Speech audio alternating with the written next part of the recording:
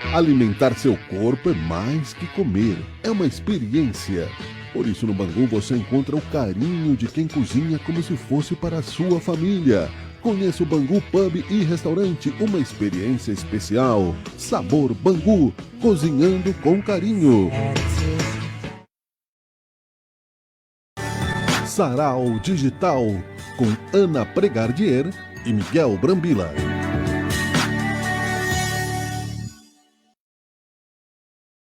Para Caxias com qualidade. Caramba, acontece já faz 1 ano. Milagre durar mais que isso, hein? Quê? 5 anos? Bah. 10 anos? Nenhuma revista aqui em Caxias chegou a tanto. Eu duvidei que passasse de 1 ano e agora tá aí. 15 anos.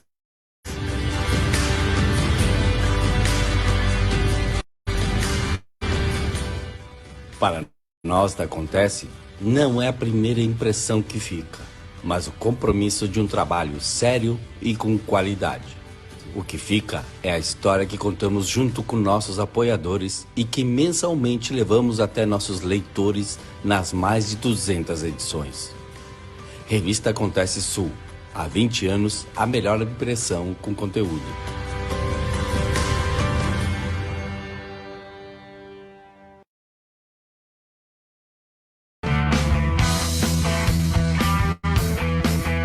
Você está assistindo Teoria de Tudo. O rádio põe no ar uma conversa incerta.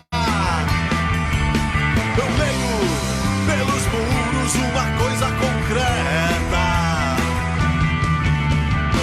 Do outro lado da rua. Olá, muito bom dia a todos e a todas. Estamos no ar com mais uma edição do Teoria de Tudo, começando a segunda-feira, edição de número 494, ao infinito e além. Tudo bem com vocês? É um prazer estar em sua companhia. O Teoria de Tudo começa aí trazendo mais novidades, mais informações, mais cultura e, é claro, algumas notícias, não é?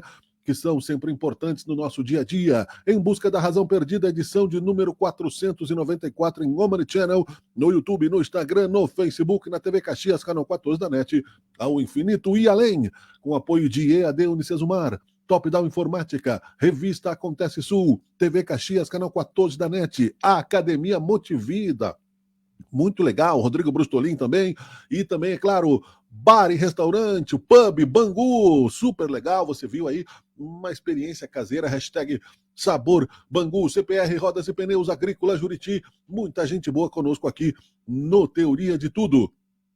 Hoje nós temos o esporte, temos também informações sobre o apoio aí, o movimento no Congresso Nacional com relação ao STF, né, em busca de mandato fixo para os ministros do STF. Enfim, é um debate, não é? Já que nós estamos vivendo aí momentos realmente complicados nessa questão, mas também em outros lugares do mundo. Israel aí, mais uma vez, polvorosa, sofrimento e triste, né, realidade do mundo que não consegue encontrar a paz em muitos lugares. E talvez tenhamos que rever muitos conceitos, muitos valores. Não é fácil realmente esse nosso planeta, mas precisamos seguir acreditando.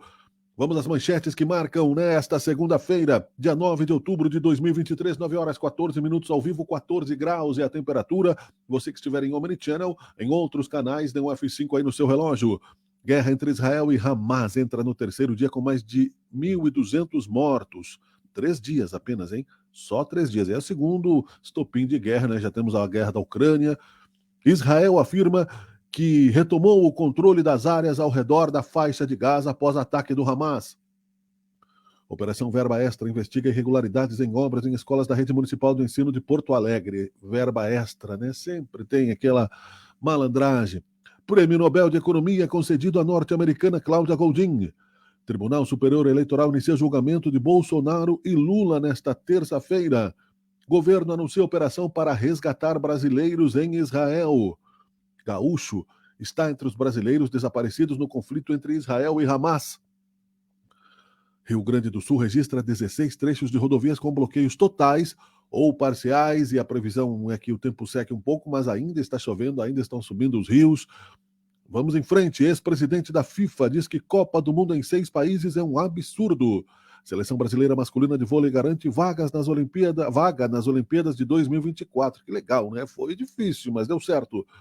Enfim, alguns destaques apenas para marcarem este momento. Nós vamos a um rápido intervalo da Unicesumar e voltamos aí com uma entrevista super interessante sobre essa questão aí do STF, essa questão dos poderes. Um instante só. Um minutinho para falar sobre você? Faz quanto tempo que não pensa no seu próprio futuro? É tanta correria que seus planos acabam ficando em segundo plano. Me diga com sinceridade, você já chegou aonde queria? Já conquistou todos os seus sonhos profissionais? Se a resposta é não, vale levantar a cabeça, sacudir a poeira, tomar uma atitude. Independente de onde você for, a Unicesumar te ajuda a chegar lá. Com a qualidade de quem está há mais de 30 anos no ensino, estamos aqui para transformar seus talentos e aptidões em habilidades práticas valorizadas e procuradas pelo mercado de trabalho. Pode ser o primeiro emprego ou o próximo, pode ser um novo passo na carreira, ou uma nova carreira adaptada ao seu momento de vida, com mais de 150 graduações nos 5 campos e nos mais de 1000 polos em todo o Brasil. Na modalidade é sua escolha: presencial para quem quer vivenciar a universidade, EAD para quem busca flexibilidade ou a metodologia híbrida para quem busca a prática da profissão. Na Unicesumar, você encontra uma ampla variedade de cursos para escolher o que mais tem a ver com os seus objetivos. E você, aonde quer chegar? Qualquer que seja a sua resposta, vai com a Unicesumar. Sou a Carla Benevides e está começando mais um programa Argumento. A possibilidade de um mandato fixo para ministros do Supremo Tribunal Federal voltou a ser debatida aqui no Congresso. O presidente do Senado, o senador Rodrigo Pacheco, disse que a ideia de um período máximo para que um ministro ocupe uma vaga no STF pode ser boa tanto para o Brasil quanto para o tribunal. O senador Plínio Valério, do PSDB do Amazonas, é autor de uma proposta de emenda à Constituição nesse sentido e é com ele que a gente conversa a partir de agora. Senador, obrigada pela sua presença aqui no programa. Que bom estar de volta aqui, cara. Muito Senador, a gente está aí de novo às vésperas de uma nova indicação, né, para a vaga de ministro do Supremo, com a saída da ministra Rosa Weber.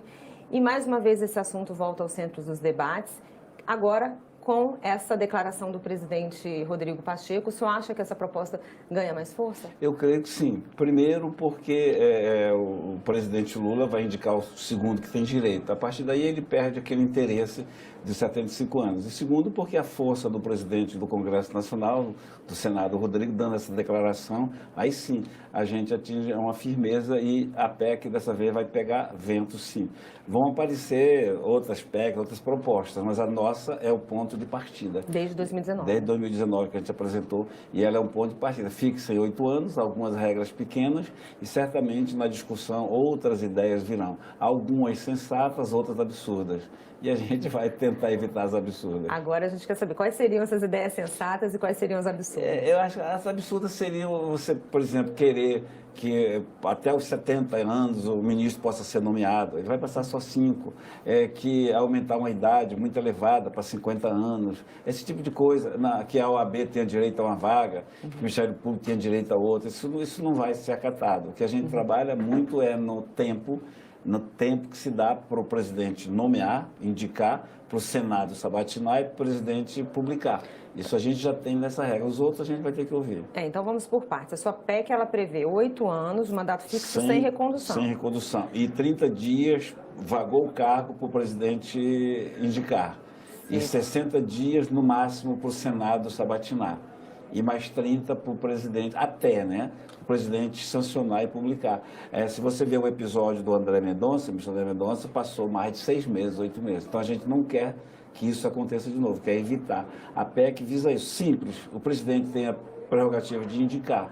Claro que agora vão surgir outras ideias. Isso que eu estou te falando, tem algumas que têm que ser cortadas. Porque havia também uma outra proposta do senador Lazier Martins, que criava também critérios para indicação. E na fala do presidente do Senado, ele fala também em elevar a idade mínima. Critérios para indicação e elevação da idade poderiam ser também incluídos nessa proposta? Eu acho que sim, elevar a idade mínima Talvez sim, porque Senado é 35 anos, lá também. Então, elevar é possível, agora elevar para 70 anos não dá. Não dá. E o mandato, a questão vai ser quanto tempo, fixar em quanto tempo. Eu achei que 8 anos era simbólico, é o mandato de um senador. Tem gente que, o Moro, por exemplo, falou que gostaria que fosse 12. O presidente falou em 11 e 16. Então, essa vai ser a maior questão. Essa vai ser a espinha dorsal, que vai ter que ser aprovada. Agora, aquelas outras ideias, você vai assumindo e discordando ou não. Essa ideia de cada segmento apresentar um como é o Ministério Público, eu acho que essa não passa. Eu acho que essa não passa. E outras exigências absurdas. Você tem que ter, que o VAR saber mesmo tem que ser obedecido. A gente tem que ter regras que possam ser cumpridas. Agora vai ser uma discussão para mais de metro. Você é testemunha, eu tive aqui umas boas 4 vezes, 3 vezes falando desse assunto, mas dessa vez pegou vento. Por quê? Porque o presidente, Rodrigo Pacheco, assumiu a postura de que ele também quer isso. E por que quais são os riscos, né, desse mandato vitalício? Por que ele não é bom?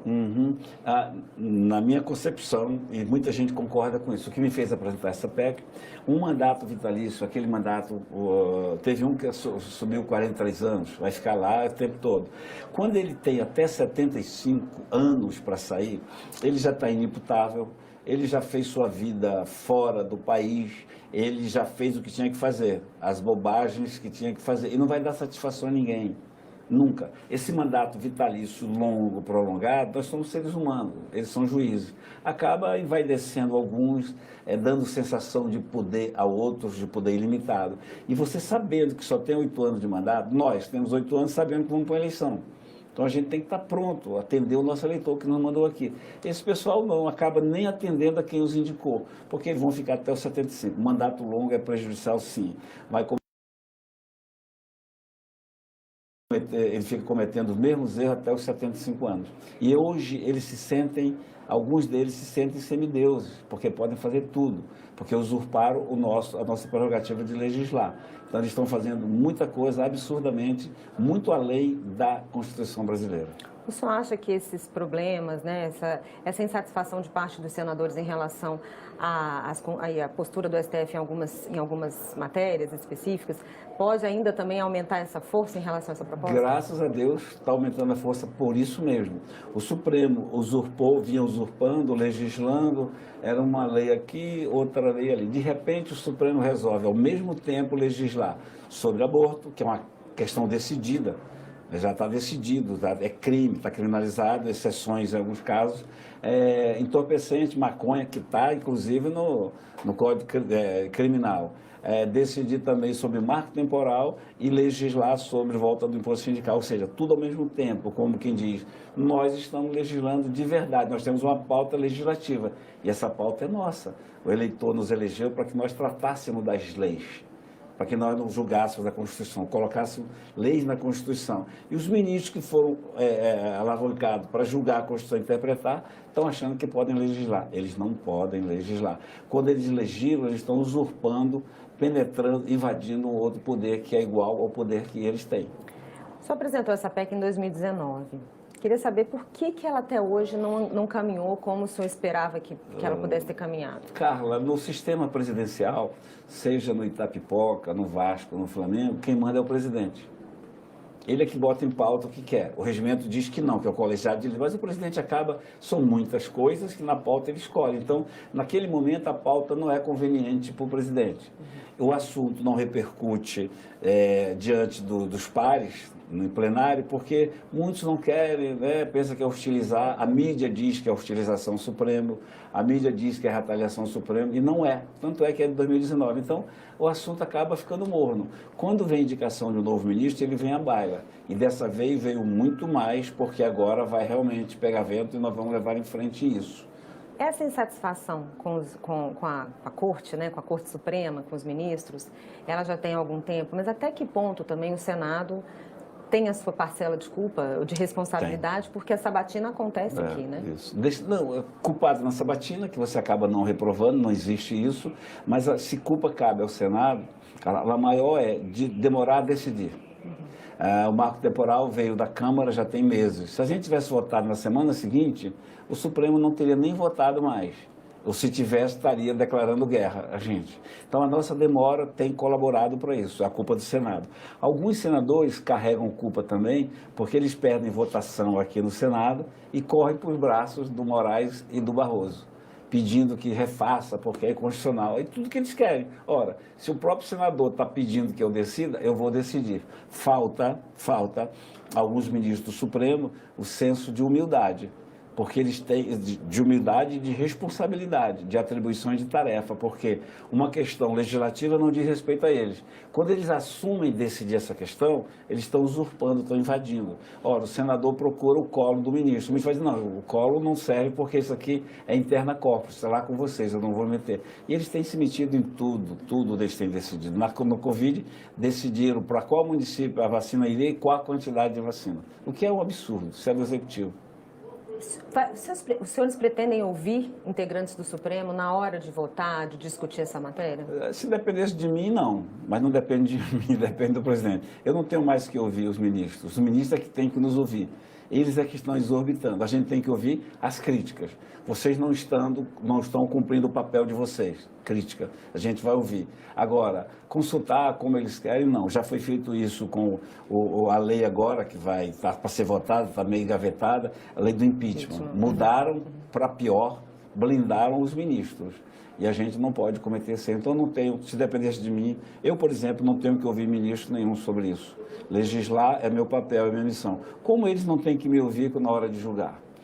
A ideia, então, é esperar essa nova indicação da ministra, após a saída da ministra Rosa Weber, e aí essa matéria entraria na pauta. O governo que está esboçando alguma reação de que não quer isso agora vai querer sim, porque aí já não interessa mais ao presidente Lula, porque não vai nomear mais ninguém durante os anos dele. Então, eu acho que a gente pode. E outra coisa, brasileiro para brasileira, é importante a gente afirmar, Carla, não é para agora. Isso não vale para os ministros atuais. Sim. Então, não pensem vocês que ao aprovar o mandato fixo, o Alexandre de Moraes vai sair daqui a uns dias, não vai não. Ele vai sair em 43, eu acho. Então, é para o futuro, é para os nossos bisnetos, nossos netos, que enfrentarão um outro tipo de tribunal. Vamos falar de um tribunal mais humano, um tribunal mais consciente de sua verdadeira atribuição. Não aquele tribunal que o presidente se acha com direito de, na posse, dançar e cantar. Né? Isso não vai ter no futuro. Eu espero que eu não tenha isso. É para a futura geração que a gente está trabalhando e enfrentando os maus ministros. Começaria na CCJ? Na CCJ, já com a indicação do relator, que já foi até indicado, a gente discutiu e a gente tem uma reunião, o presidente Rodrigo, o Davi, o Columno da CCJ e eu, temos uma reunião aí para ver se a gente chega a um consenso quanto ao relator. Tá certo, senador. Mais uma vez, obrigada pela sua presença. Passou rápido de novo. Muito obrigada pelos seus esclarecimentos. Tá, obrigado, eu que agradeço. É mais que comer, é uma experiência. Por isso, no Bangu você encontra o carinho de quem cozinha como se fosse para a sua família. Conheça o Bangu Pub e Restaurante, uma experiência especial. Sabor Bangu, cozinhando com carinho.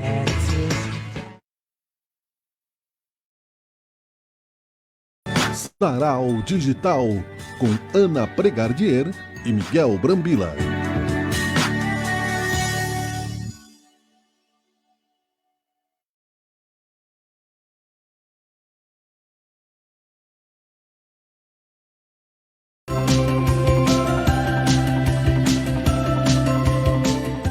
A primeira regra da mesada.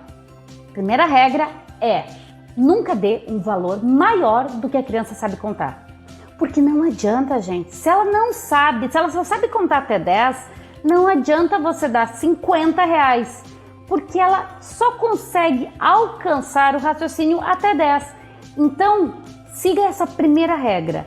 Só dê uma mesada dentro do valor que os seus filhos sabem contar.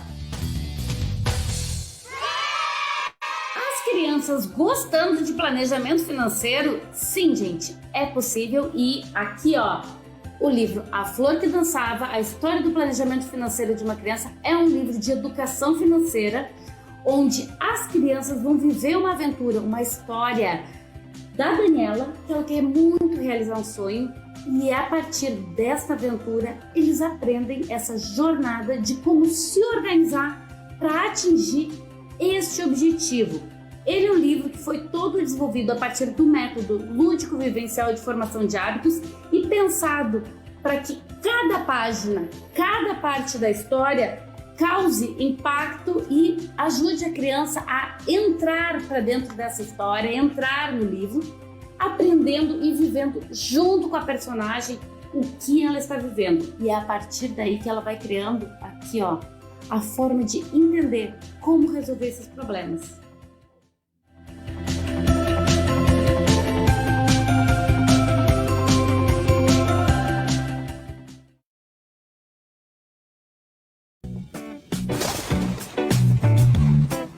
Por dentro da bola.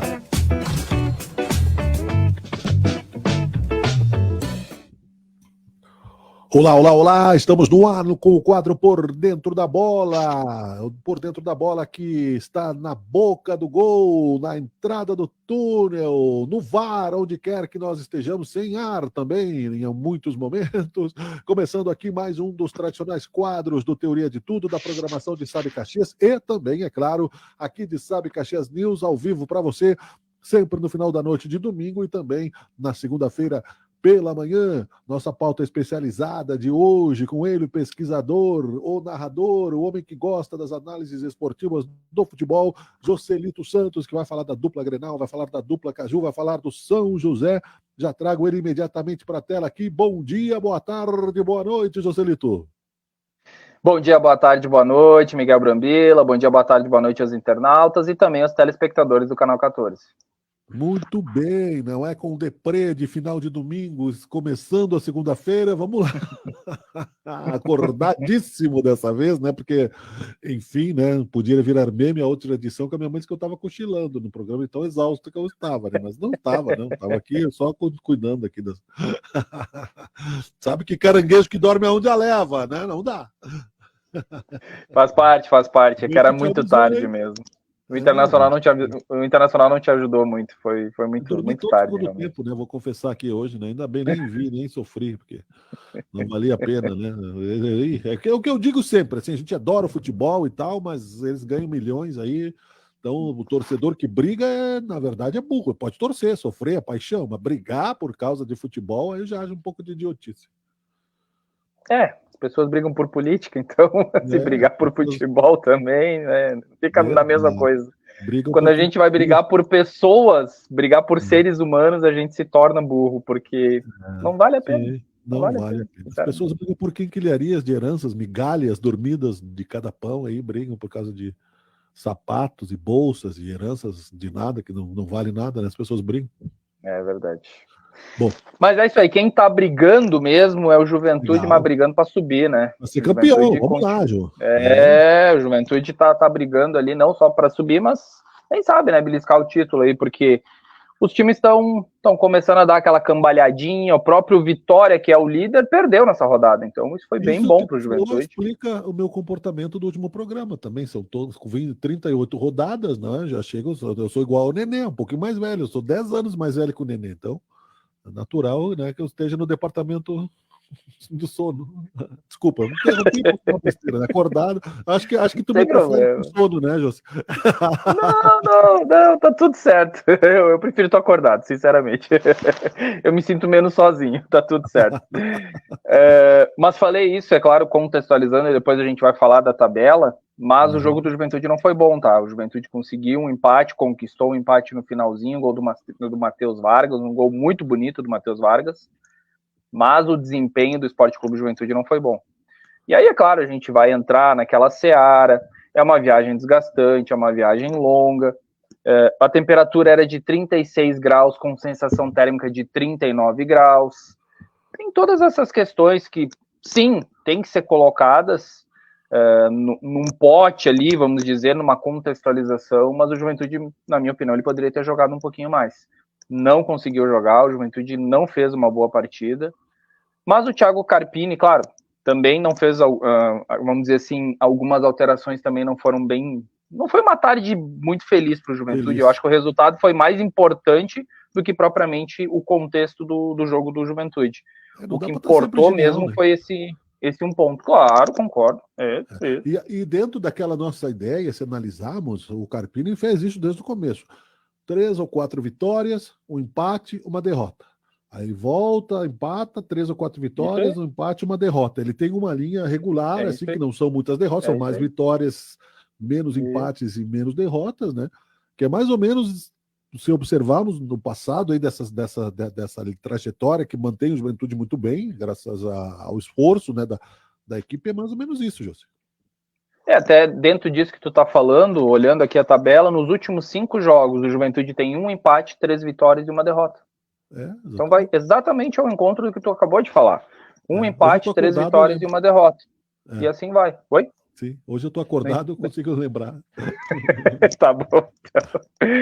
Mas quem não tava muito acordado, infelizmente, era o Juventude. O Juventude não conseguia passar daquela marcação cerrada da equipe do Tombense, marcou muito bem o Gabriel Talhari não conseguiu jogar, o Nenê não conseguiu jogar também. Eu entendo como eu fiz a transmissão, a gente acabou vendo bem o Nenê, ele foi muito bem marcado, mas também porque eu acredito que o Nenê não estava 100%, até o próprio Rondinelli falou, o Thiago Carpini disse que ele não iria para o jogo se não estivesse 100%, mas não sei, tenho minhas dúvidas, eu fico pelo menos com uma dúvida, né, com uma questão de dúvida, porque o Nenê, claro, tá voltando de lesão, ele tem 42 anos, tem todas essas questões, o calor ele desgasta sim, eu gosto do calor, mas o calor ele desgasta mais do que se tu tivesse no frio. Exato. Então ele desgasta muito, pode ter sido um componente para que o Nenê não tenha feito uma boa partida, e ele não fez realmente uma boa partida. O ritmo de jogo também, né? Tava fora de... Ritmo de jogo também, porque ele entrou na última partida contra o Criciúma, na vitória, diante da equipe do Criciúma, mas ele entrou nos 20 minutos, 30 minutos do segundo tempo, ele apenas entrou para, sabe, não foi algo tanto tempo assim. E já para essa partida ele preparar para outra partida, para não entrar de sola, né? Já não. Isso. Também tem essa questão. Mas o Nenê ele foi muito bem marcado. Eu até falei em dados momentos na jornada que o time do Tombense ele estava realmente batendo, e principalmente no Nenê, porque sabe que é o principal jogador, não só do Juventude, é o principal jogador da competição. Aí então, que tá, José, entra aquela estratégia, né? Mesmo que ele não esteja num bom dia, não esteja correndo o suficiente, precisa 2 para marcar ele, já muda toda a estratégia do time adversário, né? Porque se deixar um só... às vezes era até 3. Então, isso já abre espaço no outro lugar, né? Mas aí é que tá, não abria. Não abria porque os jogadores de Juventude não conseguiam. E em dados momentos eu falei com o Zé na jornada, eu dizia, mas o Juventude não consegue penetrar na zaga do Tombense. O Juventude rodava de um lado, rodava de outro, tocava de um lado, tocava de outro, mas não tinha aquela infiltração, aquele jogador que quebra linhas de marcação, como a gente diz, o Juventude não tinha. Seria o drible, exatamente. O David da Hora não conseguiu fazer isso. E aí no segundo tempo, quando terminou o primeiro tempo, o Juventude acabou perdendo, né? Porque foi aos 43 minutos o gol do Fernandão, que não é aquele Fernandão do Internacional que não está mais nem entre nós, obviamente, né? Não está mais, um grande jogador, né, o Fernandão. Mas é um outro Fernandão que também é muito conhecido, é um centroavante muito grande, muito forte. A zaga do Juventude não foi feliz, foi num lançamento, num contra-ataque. O Juventude estava fora de casa e tomou um contra-ataque. E aí o Fernandão entrou na pequena área, chutou no ângulo do Thiago Couto, nada que ele pôde fazer. E aí no segundo tempo o Thiago Carpini fez algumas mudanças e uma delas foi o Vitor Andrade no lugar do David da Hora. Até pedi para o Zé se era a melhor estratégia, se era o jogador. E ele disse, e eu também concordei, que não era o Vitor Andrade, não era o David da Hora para sair.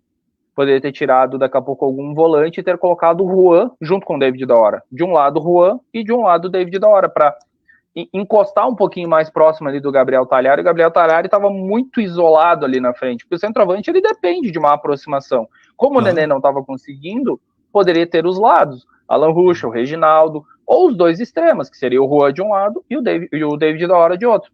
Mas ele tirou o David da Hora, entendendo que naquele momento ele não estava bem. Daqui a pouco pode ter uma questão clínica, enfim, cansaço, porque o calor era muito grande, pode ser isso também. Mas ele colocou o Vitor Andrade, que pouco ajudou o Juventude, ele não acrescentou no segundo tempo. Sim. E aí foi trocando as peças, e aí no final da partida entrou o Matheus Vargas, que foi o que fez o gol. Então o Thiago Carpini, apesar de não ter feito, vamos dizer assim, um grande jogo, mas ele tem estrela. treinador tem estrela. Ele colocou o jogador, em poucos minutos o Matheus Vargas chutou, e chutou muito bonito também.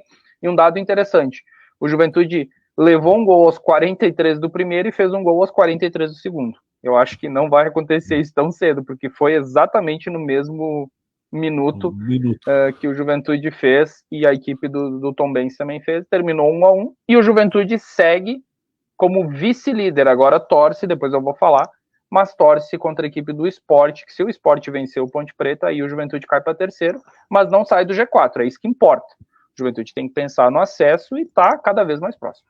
A rodada não acabou ainda, é isso que tu quer dizer?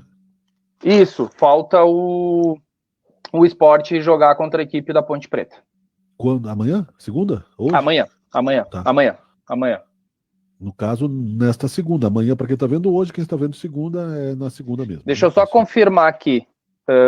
Deixa eu ver onde é que está aqui. Isso aí, segunda-feira, às 8 horas da noite. Só para não passar a informação errada. O Juventude pode cair para terceiro, pode encerrar a rodada em segundo, né? Mas não fica em quarto, que quarto também se classifica, não é o ideal, né? Não ficar na ponte, mas enfim. Vamos ver um pouquinho. Pode ser, depois eu vou passar, inclusive, um dado dos números, é bem interessante, tá uma briga muito bonita na Série B. Que legal, vamos lá. O técnico Thiago Carpini, após o empate em 1-1 com o Tombense, jogando fora de casa. Professor, a primeira pergunta é de Matheus Maciel, da Rádio Caxias. No primeiro tempo, o Juventude teve mais posse de bola, mas sofreu um gol no finalzinho. Já nos últimos 45 minutos, o Juventude foi mais ao gol do adversário e conseguiu empatar o jogo. O que tirar de aprendizado e qual o tamanho da importância do empate na reta final da partida?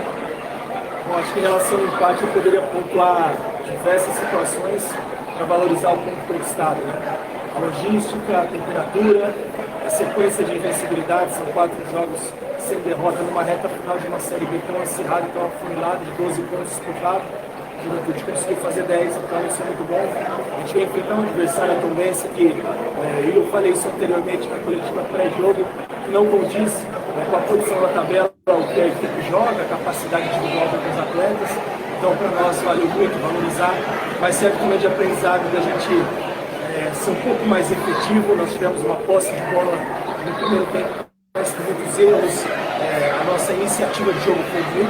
Claro que tem a logística, tem a temperatura, tudo isso a gente leva em consideração, mas no momento que a gente está na competição, se afunilando, a gente brigando por coisas grandes dentro da temporada, nós não podemos nos dar ao luxo de fazer 45 minutos assim tão abaixo, né? E ainda sofrer o gol da maneira que nós sofremos. Situações que nós ajustamos no intervalo e que sirva de exemplo. Nós tivemos tantos outros bons exemplos em rodadas anteriores, nós precisamos ser mais constantes, mais efetivos durante o jogo. É isso, José. Ele falou algumas situações interessantes, né, que eu acabei não comentando no segundo tempo. O Juventude realmente começou melhor o segundo tempo, começou mais incisivo e empurrou a equipe do Tombense para o seu campo de defesa. Inclusive, o Juventude fez um gol, mas foi anulado. Foi anulado porque no início da jogada, vamos dizer assim, no início da jogada, o Alan Ruschel acabou tocando com a mão. Quando ele dominou, a bola tocou acho que foi na coxa dele, e aí depois tocou no braço, e a bola teria saído. Essa é a interpretação do VAR, porque a trajetória da bola ela não teria ficado com o Alan Ruschel, ela teria saído para a linha lateral. Como ele esticou o braço, ele ampliou a sua forma de jogar, e aí por isso, então, eles anularam o gol, porque foi através dali. O nascimento da jogada foi com o Alan Ruschel, que cruzou, que tocou para o Vitor Andrade cruzou, passou por todo mundo, e aí o Reginaldo fez um gol muito bonito de primeira, mas infelizmente foi anulado o gol. E o Juventude poderia ter vencido, né? Porque empatou a partida e no finalzinho fez mais um gol. Sim. Entretanto, não valeu. Foi justa, não valeu, não podia. Foi justa. Na minha opinião, foi justa, porque o Alan Ruschel não estava com o braço colado, ele estava com o braço então é mão, ampliado, né? Ele levou vantagem, essa é a questão, é isso que o VAR ele leva em conta. Ele levou uma vantagem naquela situação, porque ele esticou o braço e ele conseguiu dominar a bola. A bola teria saído mão, né? se o... É popular, exato, mão, exato. É mão, né? Jogando bola na rua é mão, opa, mão, não tem, né? É isso aí, exatamente. Né? E claro, se não tivesse o VAR, teria valido o gol, tem essa questão. Então o ser VAR que o juiz, veio para essa. O juiz não viu? Nem bandeirinha? Não, ele não tinha anotado absolutamente nada. Foi o VAR que Quanto chamou. gol de mão que aconteceu, né? Que a gente não viu. Bom, só veio em 1980 e alguma coisa que o Maradona fez, né? E aquilo todo mundo viu, né? Só ninguém quis, né? Como ele mesmo disse, la mano de Dios, né? Se fosse pro meu time tava valendo, mas como era pra Argentina, eu já não gostei. Não gostei. É assim, mas né, ele, que tu viste que ele falou ali na entrevista coletiva em relação à logística, que eu comentei antes, e também em relação à temperatura, né? Então isso foi um fator que foi preponderante pro Juventude, e o técnico Thiago Carpini levou em conta isso. Mas aí, obviamente, Aí, assim, sabendo, eu vou só tergiversar aqui, tá, José? Sabendo que, tudo bem, pode até gerar um desgaste, talvez não tenha tempo, tô falando aqui como um leigo, né? Mas tu sabe que uma das coisas que diferenciava o Ayrton Senna era o preparo físico. Porque sabendo que ia jogar numa temperatura X, a Juventude teria que então viajar um pouco antes, eu não sei se dava, ou treinar no horário mais quente do dia, entendeu? Para se acostumar pelo menos um pouco com o calor, para não chegar pego de surpresa, né? Hoje em dia,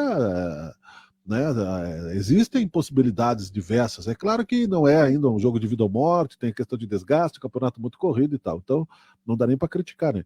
Mas não dá para culpar o clima também. Não, eu acho que é aquela muleta, como a gente diz, né? O Juventude, na minha opinião, não fez uma boa partida. Simples assim. Eu sou muito curto e rápido. O Carpini não reconheceu isso. Ele falou do clima, mas ele reconheceu. Não, pela primeira vez ele não reconheceu. Geralmente ele reconhece quando a equipe não joga bem. Dessa vez ele não reconheceu. Não reconheceu? Até a pergunta ali do Matheus Maciel foi relacionada... Eu achei que ele tinha reconhecido, então eu entendi ao contrário, desculpa. Porque eu achei que ele culpou o clima 4 vezes, é verdade, né? E que não era possível fazer um primeiro tempo tão ruim, apesar do clima, eu resumi daquele, né? Que na minha opinião o Juventude não fez um bom primeiro tempo. Essa é a questão. É aí que eu vou divergir do treinador. Na minha opinião, o Juventude não fez um bom primeiro tempo. Ele disse isso, José. Ele disse isso. Ele disse não é possível fazermos um primeiro tempo tão ruim, né? Não importa o clima. Mais ou menos o que eu entendi foi isso. Então, porque também o áudio não estava dos melhores, mas o que eu tinha entendido é que ele tinha culpado o clima, efetivamente. Ele culpou bastante o clima, ele só como ele sabe que não ia colar, né? Ele já não é burro, né? Ele dá uma explicação. Pode ser. Mas, resumindo, o Juventude, na minha opinião, no primeiro tempo, ele fez um dos piores primeiros tempos. Eu acho que um primeiro tempo tão ruim desse, acho que foi só contra o Sport, quando ele tomou 3-0. Sim. O Juventude fez um primeiro tempo muito ruim lá na Ilha do Retiro, e lá agora em Tombos também foi muito abaixo. Sim. Então agora contra o Sport, que é o próximo jogo, o Juventude obviamente vai ter que fazer uma boa partida, sem dúvida alguma. Perfeito, muito bem. Tem mais do Ju aí? Podemos passar para o Caxias? Você que manda. Tem mais uma notícia aqui que não é do profissional, é dos guris. Os guris do Sub-10 do Juventude começaram o sábado levantando taça. A equipe Sub-10 da Escola de Futebol do Juventude conquistou o inédito título do Sul Brasileiro BG Prime Série Prata. O Ju, do técnico Cristiano Fachin, venceu a Chapecoense na decisão por 1-0 com gol de Arthur Lorenzo. A partida foi realizada neste sábado, dia 7, no CT Cristal, em Porto Alegre. Aí o Juventude, que é um clube formador, mais uma vez aí, agora a categoria Sub-10, conquistando então o título inédito do Sul Brasileiro BG Prime Série Prata. Parabéns à gurizada do Juventude. Muito bem, muito bem. Com esse parabéns, é sempre bom ganhar nas categorias de base. Vamos então agora virar a página no quadro Por Dentro da Bola. Vamos a Ser Caxias. Vamos a Ser Caxias. Caxias, como a gente está ainda entre safra, vamos dizer assim, as notícias elas vão ainda, por enquanto, sendo um pouco menos, bem menos, obviamente, que o Juventude, mas nesta quinta-feira o Caxias ele anunciou a renovação do contrato do zagueiro Dirceu. Após confirmar as saídas do lateral Iago, do zagueiro Fernando e do atacante Minho, o Caxias anunciou na quinta-feira, dia 5, a renovação de contrato com o zagueiro Dirceu para a temporada de 2024. Eleito o melhor zagueiro do Campeonato Gaúcho e um dos líderes do elenco, Dirceu chegou ao Caxias no início da temporada de 2023. Ele jogou 25 jogos como titular e fez 3 gols com a camisa grená. Foi capitão do time no Gauchão, perdeu espaço no time titular na reta final da Série D. O Dirceu, para mim, a informação que a gente recebe é que o Dirceu ele é um homem de confiança do Gerson Guzmão. Tanto é que Fernando, que era titular, e Ricardo Lima ainda não está confirmado, mas o que tudo indica, Ricardo Lima também não fica no Caxias. Sim. São jogadores que não seguem no Caxias e eram os titulares, foram os zagueiros titulares que subiram com o Caxias. Dirceu era um zagueiro reserva, entretanto é um zagueiro de muita confiança do treinador. Então, ele segue no Caxias em 2024 e agora, ao que tudo indica, o Caxias vai atrás de pelo menos 4 ou 5 zagueiros, né? Que no momento só tem o Dirceu. E houve, né, um desmantelamento do time, era certo, mas para muitos, falando positivamente, ficar no Caxias é uma oportunidade, é uma chance porque o Caxias tem uma excelente vitrine agora em 2024, né? Tem a Copa do Brasil, tem o Campeonato Gaúcho, que o Caxias é vice-campeão, o atual vice-campeão, né? Podia ter sido campeão e tal, não é? E tem aí toda a Série C. Então o Caxias tem calendário para todo ano, vai ser falado no noticiário todo ano, é uma boa vitrine para o Caxias. Tudo bem, é certo que quem saiu aproveitou essa oportunidade, o Caxias também acho que fez certo em renovar com um treinador, que é um cara, um líder, uma pessoa que entende dentro de campo, levou o Caxias aí a classificação, né, o acesso, então é natural, é do jogo, Joselito. E já deve ter muita coisa ainda, né, que o pessoal está fazendo amarras, mas que não está contando, né, para não melar, né, o negócio. O que a gente sabe é que o Caxias já tem 3 contratações, tá? Um goleiro, um zagueiro e um volante. Isso que o Caxias já está de contratação, mas não tem nomes ainda. Sim. Mas o Caxias já contratou 3 atletas que parece que estavam disputando a Série C, porque a Série C acabou neste domingo, né? Já subiram as equipes e tem as 2 equipes que vão para a final. Mas sobraram vários jogadores agora da Série C e o Caxias vai atrás de jogadores de Série C e também de Série B e também de Série A. O Caxias vai subir o seu nível, vai subir a sua folha, em torno de 50%, me parece, que o Caxias vai aumentar a sua folha salarial para disputa de Gauchão, Copa do Brasil e Série C. É claro que o Caxias, tendo a Copa do Brasil, dependendo o adversário, o Caxias pode pensar daqui a pouco em passar 1 ou 2 fases da Copa do Brasil e isso incrementaria o orçamento para a Série C. Esse é o pensamento da direção. Passar pelo menos 1 ou 2. Se chegar na terceira fase, que aí tu pega já time grande, né? Na terceira fase, geralmente, tu pega um Flamengo, um Corinthians, um Grêmio, times gigantes, realmente, porque é quando entra os times que estavam na Libertadores, enfim, Sul-Americana.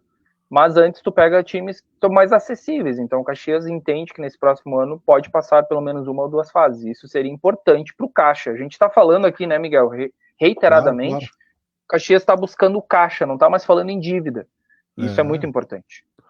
Não, e ter o saldo na balança comercial positivo nesse momento, porque é como se o Caxias estivesse comprando na feirinha do bairro e tivesse que agora ir comprar no mercado mais caro, né? Então, todos produção de melhor qualidade, porém tem preço. Qualidade tem preço. Matemática é simples. Qualidade tem preço. Não quer dizer que os jogadores que estiveram no Caxias não tiveram qualidade. Sim, tiveram qualidade para chegar até aqui e qualidade para fazer os seus novos contratos, etc., que é o Caxias. Então, quer dizer, vai muito também agora, eu acho, de fazer um bom time, Joselito, com essas expectativas, que são humildes. Não sei, eu ia fazer uma crítica de falta de pretensão, né? mas eu acho que não dá para ser muito pretensioso, porque ficaria como arrogante por parte do Caxias e tiraria um pouco os pés do chão. Mas talvez pudesse sonhar em passar mais que 2 fases, né? Não chegar também tão humilde assim na Copa do Brasil, porque se chegar com essa postura muito tímida na Série C, o Caxias não vai conseguir se impor, né? Não, mas eu acho que assim, tu passando 2 ou 3 fases da Copa do Brasil, Miguel, tu tira, olha, nessas 2 ou 3 fases, dependendo do valor, mas pelo que eu lembro, o Caxias vai iniciar com 900 mil, se eu não me engano, quase 1 milhão. A segunda fase já passa de 1 milhão e a terceira fase tu já ganha em torno de 1,5 milhão ou 2. Só na Copa do... até aí, mais que isso não tem... Assim, é difícil porque tu vai pegar um time de Série A, né? Provavelmente tu vai pegar um time de Série A, tu vai pegar um gigante, aí é complicado. Claro, mas a Copa do Brasil se caracteriza justamente por times pequenos ganharem, né? Ultimamente, depois que esses times que estão disputando, e eu acho que eu comentei contigo, times como Juventude, Paulista, Santo André, Vai ser difícil vencer uma Copa do Brasil novamente, porque agora os times que caem da Libertadores, eles não só caem, os times que disputam a Libertadores, não só caem, os times que disputam a Libertadores, eles também disputam a Copa do Brasil. Sim. Então são times que têm muito dinheiro. Então é difícil tu pegar um Flamengo, tu pegar um Corinthians, tu pegar um Fluminense que tá muito bem, um São Paulo que tá crescendo. É muito difícil, tem que ser realista. Isso sim, o futebol tu tem que ser realista. É claro que o futebol ele é interessante, porque um time de menos qualidade, ele pode vencer. Claro que pode vencer um time de mais Brasil, qualidade. No caso, né, que é mas não é tendência. Mas não é a tendência. Quando o Juventude ganhou do Botafogo, era uma outra realidade também. O Juventude não era um time... Sim, o Juventude tinha um aporte financeiro naquela época também, né? O Juventude tinha Parmalat naquela época. O Juventude tinha um aporte. Estava na Série A naquela época. Ele não era um time de Série C que disputava contra o Botafogo. O Juventude era do mesmo nível do Botafogo, vamos dizer assim. Sim. Porque o Juventude já estava há alguns anos na Série A, então ele era praticamente do mesmo nível do Botafogo. Já o Caxias, se passar, por exemplo, de um time assim, aí sim vai ser uma zebra sensacional. Vai ser notícia no Brasil inteiro, sem dúvida alguma. Eliminar um Corinthians da vida, por exemplo. Vamos aqui conjecturar isso, óbvio, né? Não tô... Mas pode acontecer do Caxias pegar um Corinthians, um São Paulo e ir lá e eliminar. Um time de Série C. Como o Inter do Barcelona, né? Quase. Como foi. Não é tão diferente. Pode fazer assim. isso todo o campeonato, né? Pode fazer isso uma vez ou duas, mas não dá para fazer muitas rodadas. Então. Exato, exatamente. Eu estou especulando só para que o torcedor entenda também e para que a gente entenda um pouco dessa noção. Só que também, claro, não dá para também ter um excesso de timidez. Né? Tem que entrar, né? Claro, é realista. Não dá para criar esperanças que depois vão se transformar em frustração, é evidente, né? Mas na Série C não dá para ser muito tímido também para se manter. O que eu entendi, tá, Miguel, é que a direção ela fala no mínimo terceira fase. O mínimo é chegar ali. Se passar dali, ok. No lucro, mas no mínimo chegar à terceira fase, porque daí tu já tem um dinheiro legal para a Série C. Acho que é isso que eles quiseram dizer. Não, mas é bom esclarecer, claro. As palavras elas têm significados diferentes para cada pessoa, né? Sim. O que eu entendi da direção é que no mínimo eles querem chegar à terceira fase. Não, é um bom objetivo. Passando disso, que vier lucro. Mas até ali é um bom aporte financeiro para o Caxias, que consegue fazer daqui a pouco boas contratações para a Série C. E sim, o pensamento do Caxias, desde que o Caxias subiu da Série D, o pensamento é estar na Série B em 2025. Se vai estar, aí é questão do campo. Tomara que sim, né? Tomara, a gente torce, sem dúvida alguma. Muito bem, dupla Grenal, né? Tem mais do Caxias ou não? Era isso? Do Caxias tem aqui uma informação também de categoria de base. A categoria Sub-19 do Grenal do Povo está classificada para as quartas de final da Liga Serrana. Na primeira fase, a equipe Grenal alcançou 22 pontos e a quarta colocação. Nas quartas de final, o Caxias enfrenta o São José. O jogo de ida ocorre na quarta-feira, às 15 horas, no estádio Francisco Noveleto, em Porto Alegre. Muito bem, ele teve Grenal, deu Inter, tem polêmica no Grêmio. Qual é a parada do Grenal aí desse domingo, Joselito Santos? É o Grenal do Internacional, eu poderia dizer, né? Um Grenal realmente onde, geralmente, quem sim tinha uma imposição no Grenal nos últimos tempos era o Grêmio vinha bem, não perdia Grenal, mas dessa vez não foi dessa forma. O Internacional foi muito bem. O Internacional, me arrisco a dizer que poderia ter ganhado por goleada e não teria sido nenhum absurdo. O Internacional jogou muito bem, mas faltou um pouquinho de efetividade em dados momentos. Mas o Inter mereceu a vitória, sim. É um time... O time titular do Internacional é um time muito bom. Ener Valencia ele é um centroavante, mas não é aquele centroavante estático, nem um centroavante móvel. Ele é praticamente um atacante de lado, porque ele é muito rápido. O Ener Valencia, se ele bota na frente, é muito difícil algum zagueiro buscar ele. Ele é muito rápido e tem uma finalização muito boa. É uma grande contratação do Sport Clube Internacional. O goleiro Rocher, infelizmente, não teve uma tarde feliz, mas as informações que a gente recebe é que ele também jogou com dores.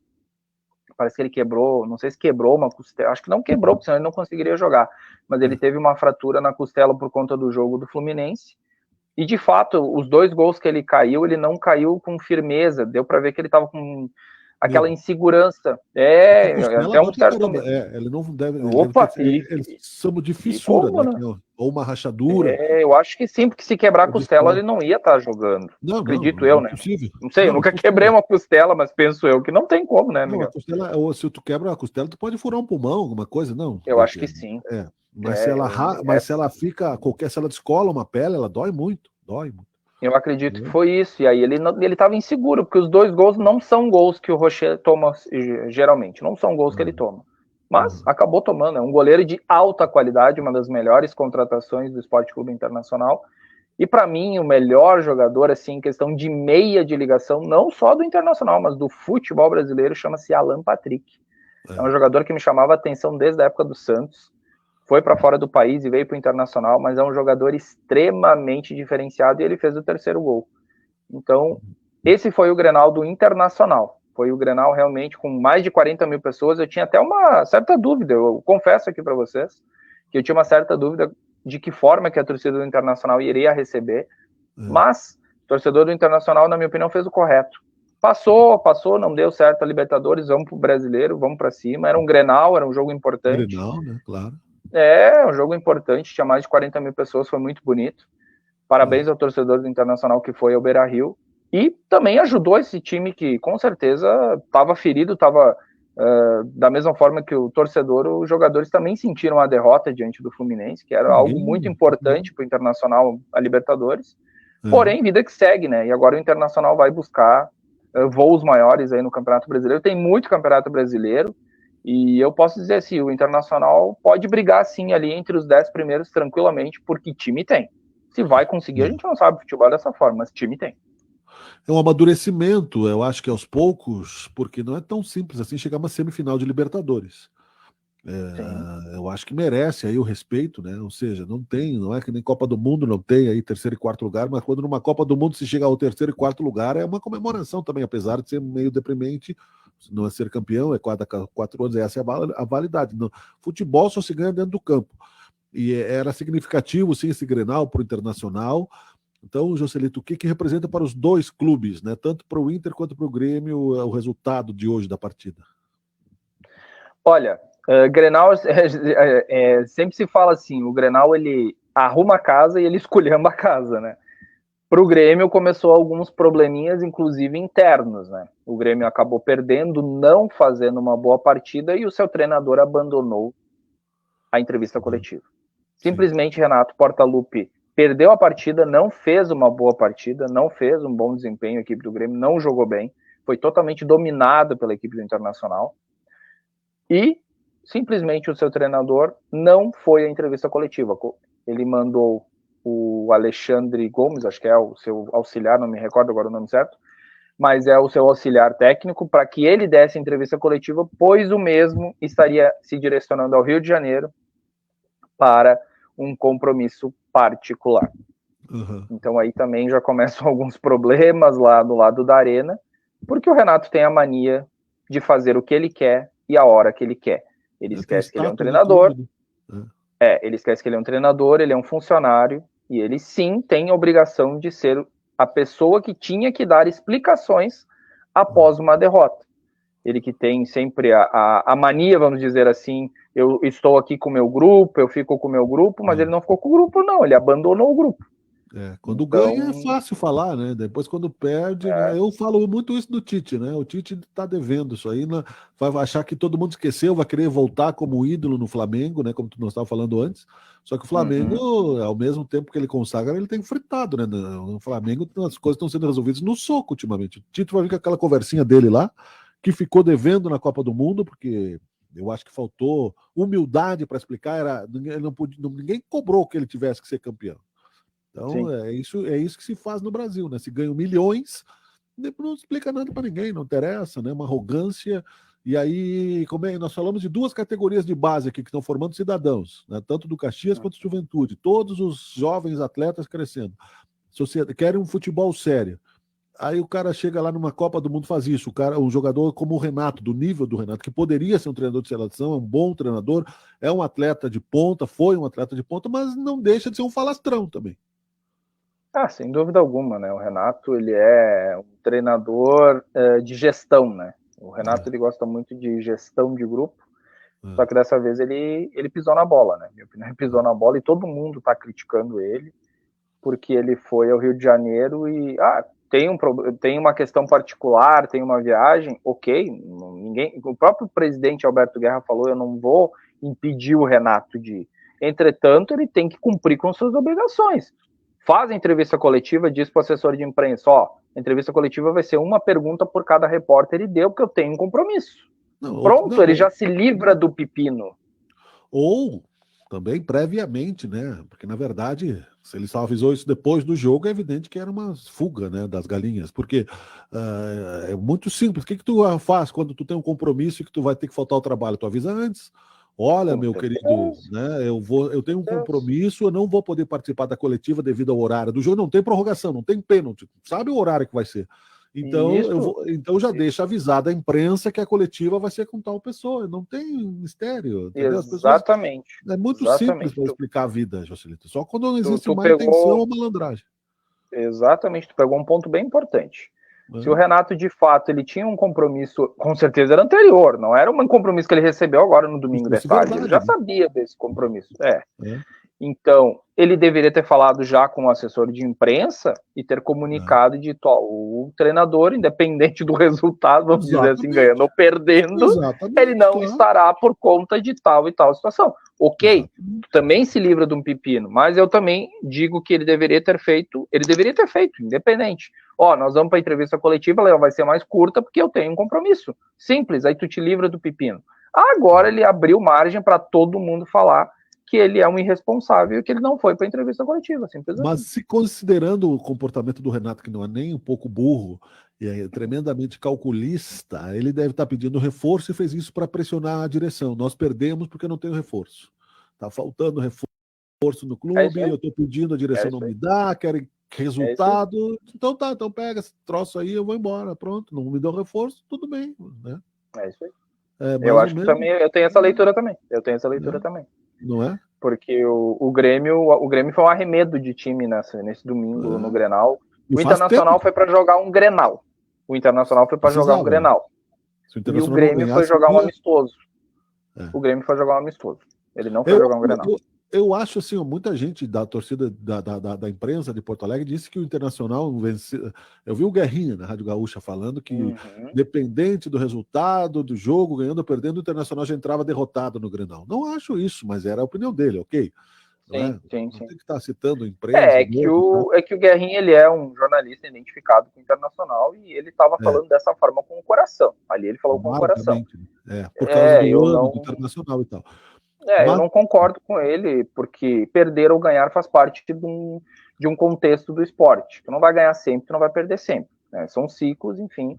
E alguém tem que ganhar, alguém tem que perder. Naquele momento o Fluminense foi mais competente e vida que segue. Agora o Internacional vai buscar o melhor no Campeonato Brasileiro. Eu acho que o Grêmio acreditou que o Internacional viria desmoralizado, que seria um jogo fácil. Pode ser. Entrou de salto alto. O famoso salto alto, como diz. Falamos dos dois ao mesmo tempo, vamos encerrar com o Zequinha, então?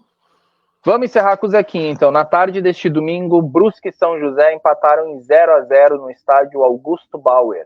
A partida válida pela 6ª rodada da segunda fase da Série C foi marcada pelo gramado encharcado, que dificultou bastante as jogadas no confronto. O principal lance do jogo ocorreu apenas no último minuto. Juan Carneiro fez grande defesa, a bola sobrou na pequena área e Lucas Sampaio empurrou para a rede do Brusque. O lance foi checado pelo árbitro de vídeo, que apontou o impedimento e anulou o gol do São José. Esse teria sido o gol do acesso do São José. Então tu imagina a frustração para os lados de Porto Alegre. Com empate em 0-0, o time gaúcho se despede do acesso para a Série B. E o quadricolor, que é o Brusque, garante o mando de campo para o segundo jogo da final da Série C contra o Amazonas.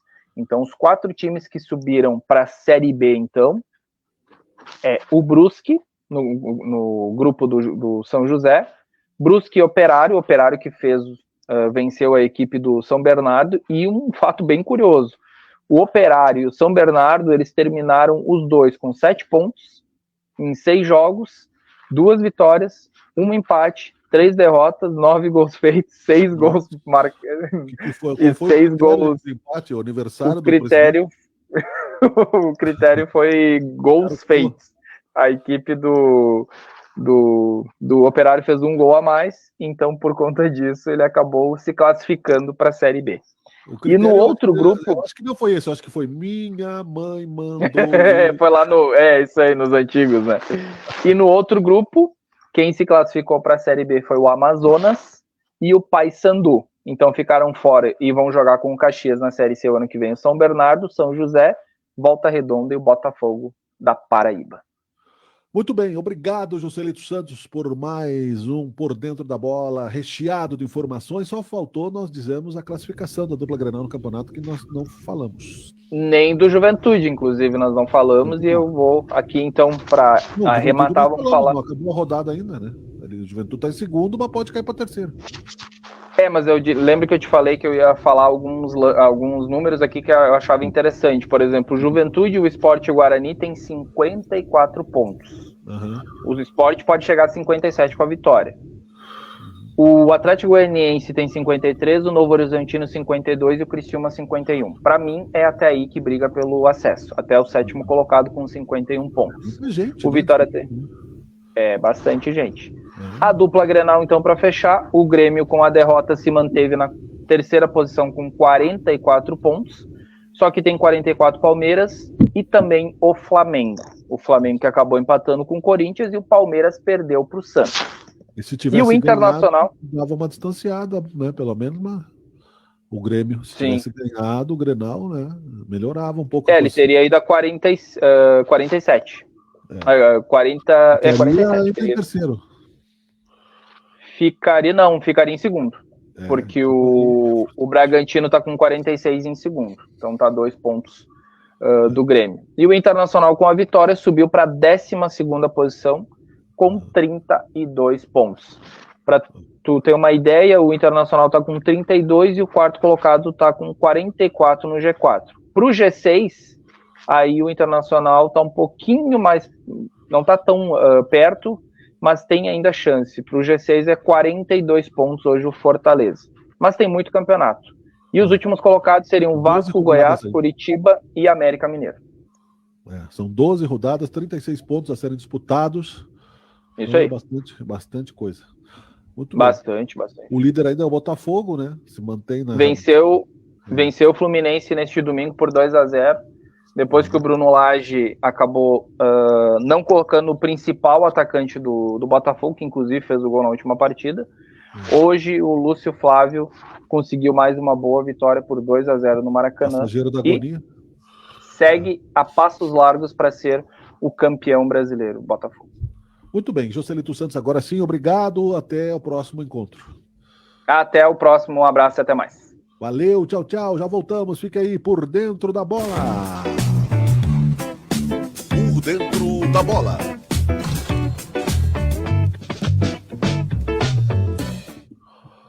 E era isso por hoje, queridos, queridas. Curta, compartilhe o programa, se possível. Muito obrigado pela sua audiência. Uma boa semana. Vamos em frente. Não é preciso acreditar em dias melhores. Vamos acreditar. Muito obrigado. Até amanhã. Tchau, tchau. Você está assistindo Teoria de Tudo.